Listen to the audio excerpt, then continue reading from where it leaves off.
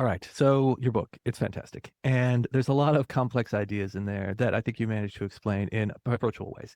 So there's a lot of physics and biology and other science concepts that you go through in the process of making your argument.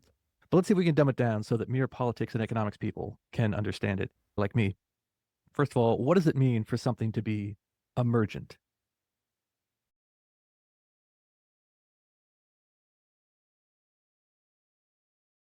So emergence is a property of complex systems, and I'm going to give you a sort of circular definition, right? And complex systems are all emergent. The idea of emergence is that there is, you can sum it up in the sort of catchphrase, the whole is greater than the sum of the parts, right? So there are interactions in a system, in a complex system that has emergent nature that are not just the direct result of any one smaller piece of the system, but is a collective result of all of them interacting with each other. And so the classic examples here are like an ant farm, an ant colony, where the units themselves are very simple. Ants are not that complicated as far as animals go, but the behaviors of the ant colony as a whole can be very complicated, including things like collecting and planning, collecting, air conditioning, relocating when necessary, really complex uses of resources.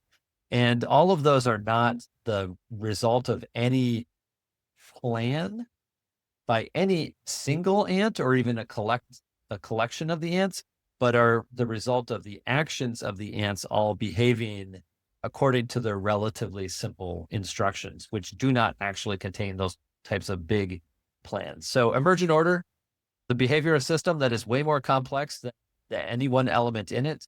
And as a result, because of those individual elements acting.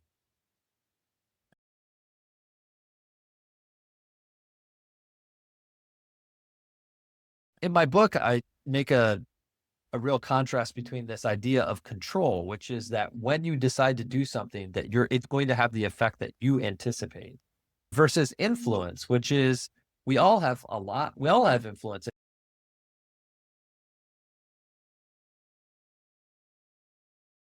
And influence is very important, but it's very different than control. When I influence somebody, there's that mental model is not one of I'm pulling their strings, but it's more I am contributing to them and I don't know exactly what the outcome will be, but I might have a big impact on their life. And so I think that's true as well. Obviously, government policies can hugely influence the world, even if the people making the decisions don't control them. And to your point, part of the reason that we blame politicians when things go bad is because they take credit when things go good. Say, I did that.